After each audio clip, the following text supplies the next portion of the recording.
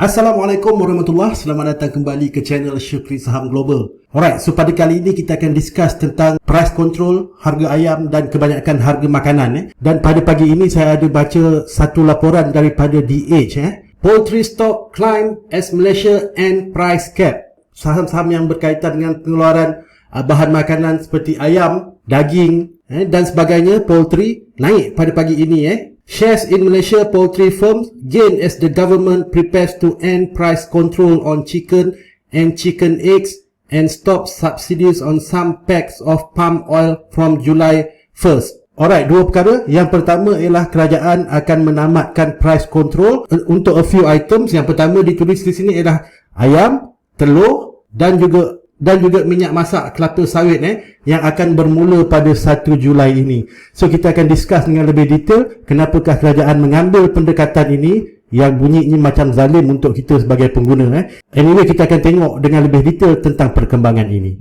Alright, so yang pertama sekali, kerajaan kita Malaysia mengamalkan sistem ekonomi campuran. Meaning private sector boleh bertindak sendiri, membuat keputusan sendiri dalam perniagaan mereka, dan kerajaan dalam masa-masa yang tertentu akan campur tangan sekiranya campur tangan kerajaan diperlukan. Berbeza dengan sistem komunis, sistem berpusat sebagai contohnya China. Setiap keputusan-keputusan penting itu harus ditentukan oleh kerajaan. Jadi private sector di dalam negara komunis, di dalam negara sistem berpusat sebenarnya bergantung kepada central government untuk membuat keputusan bagi mereka sebelum sesuatu perkara itu boleh dilakukan. Alright, jadi Malaysia yang mengamalkan sistem ekonomi campuran ini, kerajaan kita memang telah mengawal harga barang-barang makanan, especially seperti ayam, daging, minyak, sayur-sayuran dan sebagainya, memang kebanyakannya berada dalam list senarai barang kawalan. Begitu juga dalam bahan-bahan pembinaan memang terdapat barang-barang yang dikawal oleh kerajaan. Jadi di waktu keadaan inflasi yang sedang meninggi ini,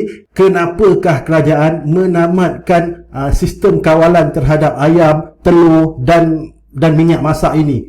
Bukankah ini sesuatu yang zalim kepada kita terhadap pengguna? Alright, so dalam video ini saya akan explain secara fundamentalnya dari sudut ekonomi. Bukan melihat daripada kacamata politik tetapi melihat daripada kacamata ekonomi. Alright, pertamanya kerajaan mengambil keputusan ini ialah disebabkan oleh kenaikan harga ayam yang berterusan. Jadi mungkin kawan-kawan akan pilih, dah harga ayam mahal, kerajaan menamatkan subsidi, menamatkan price control. Bukankah ini akan menyebabkan harga ayam terus naik? Yes, itu betul, dan masalahnya ialah supply, bukan demand. Supply, pengeluaran. Price control ataupun price ceiling yang ditetapkan oleh kerajaan ini menyebabkan supply bekalan ayam itu tidak bertambah, malahan semakin berkurangan. Sebab apa? Penternak dan pengeluar makanan berada dalam kerugian akibat daripada kos pengeluaran yang lebih tinggi daripada harga jual. Jadi inilah yang menyebabkan masalah terhadap pengeluaran. Lebih banyak ayam yang dikeluarkan, lebih banyak produktiviti yang dikeluarkan, maka lebih banyaklah kerugian mereka. Katalah pada masa ini mereka mengeluarkan 100,000 ayam sehari dan mereka rugi 10,000 satu hari kerana harga jual lebih rendah daripada harga pengeluaran.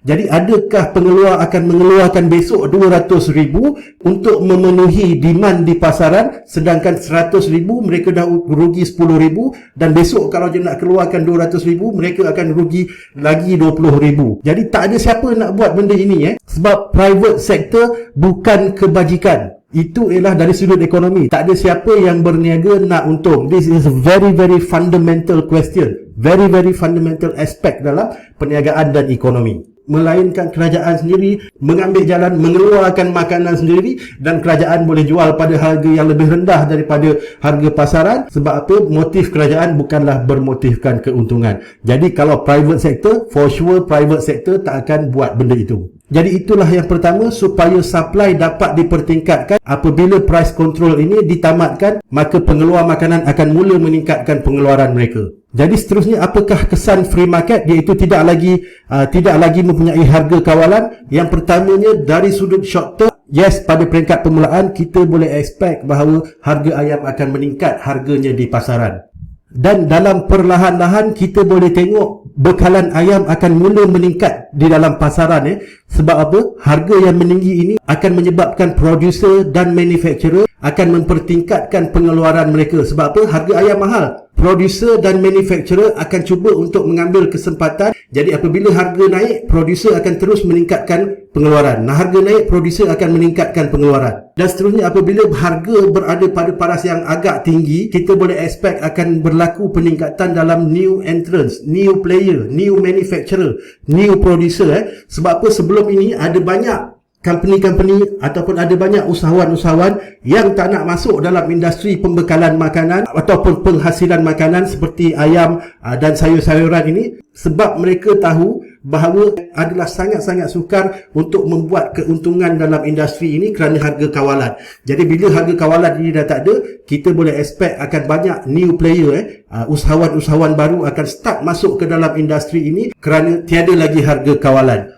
Kita akan dapati bekalan ayam akan start meningkat. Maka di sinilah kita akan dapati bahawa harga akan mula stabilize. Jadi inilah market forces ataupun sistem free market, bagaimana supply dan demand menentukan equilibrium ataupun harga yang fair untuk pengeluar dan pengguna. Mungkin ada juga yang tak berapa clear dengan penjelasan ini. Saya bagi contoh yang lebih mudah. Sebagai contohnya, kita duduk di kampung A dan kampung sebelah kita ialah kampung B. Kampung B menghadapi masalah, iaitu satu-satunya sumber air yang masuk ke dalam kampung B, katakan pipe itu dah pecah dan kampung B langsung tak ada air, tak ada sungai, tak hujan dan sebagainya. Tapi kita di kampung A masih normal. Kita di kampung A masih seperti biasa. Jadi dalam keadaan ini kita nampak peluang bahawa kampung B sedang menghadapi masalah. Jadi kita sebagai peniaga, kita sebagai entrepreneur, kita akan berusaha untuk mendapatkan air dan kita akan bawa ke kampung B. Jadi katakan air mineral, kita beli sebotol besar tu katakan RM5, dengan upah kita, dengan risiko yang kita perlu hadapi untuk travel dan sebagainya, kita bawa jual ke kampung B pada harga RM10 dan air kita habis di kampung B.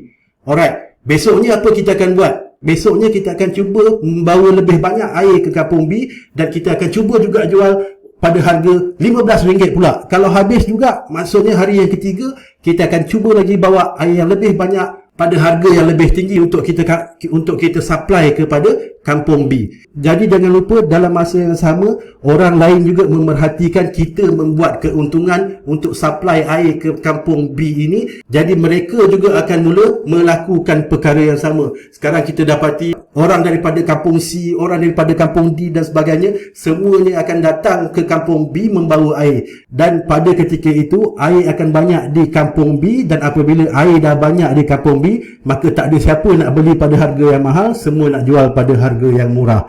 Jadi itulah analoginya, itulah perumpamaannya. Serupa juga dalam situasi yang kita hadapi sekarang ini, iaitu makanan seperti ayam, telur dan minyak masak. Jadi itulah pendekatan yang diambil oleh kerajaan untuk membuka price cap ini supaya lebih banyak pengeluar menceburkan diri dalam pengeluaran makanan. Jadi dalam kes ini kita juga sebagai pengguna kena juga memainkan peranan. Sebab dalam kes ini ada tiga pihak. Kita ada kerajaan, kita ada pengeluar dan kita ada pengguna. Kita tak boleh letakkan seluruh tanggungjawab itu kepada kerajaan dan pengeluar sahaja. Kita pengguna juga perlu memainkan peranan. Apakah peranan yang kita perlu lakukan? Iaitu apabila harga ayam ni naik, kita cuba cari alternatif, jangan makan ayam. Simple. Itu saja yang kita perlu lakukan. Itulah free market. Itulah sistem pasaran ekonomi terbuka. Meaning pengguna kena determine sendiri. Kalau harga sesuatu barang itu naik dan melampau,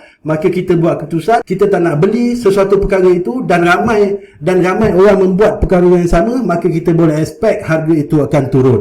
Jadi itulah yang dimaksudkan dengan free market system. Consumer juga perlu memainkan peranan untuk menstabilkan harga sesuatu barangan ataupun komoditi. Alright, itulah pandangan saya yang saya boleh kongsikan dari sudut pandangan ekonomi, bukan dari sudut pandangan politik. Sebab kalau kita tengok dari sudut pandangan politik, ini ialah bukan langkah yang populis. Ini bukanlah langkah yang popular, sebab kebanyakan masyarakat, kebanyakan pengguna akan menyalahkan kerajaan dan mungkin akan menyebabkan kerajaan yang ada sekarang ini mendapat tekanan dan juga mungkin kalah dalam pilihan raya dan sebagainya. Itu ialah risiko politik. Seterusnya, bagaimana pula pandangan kawan-kawan yang menonton video ini? Sama ada kawan-kawan setuju dengan langkah yang diambil kerajaan ini, dan kalau tak setuju, apakah argumennya dari sudut politik ataupun dari sudut ekonomi? Mungkin kawan-kawan boleh share pandangan kawan-kawan. Alright, Saya harap perkongsian ini bermanfaat kepada kawan-kawan yang sentiasa supporting dalam menyokong channel ini, meninggalkan sepatah dua kata di ruangan komen.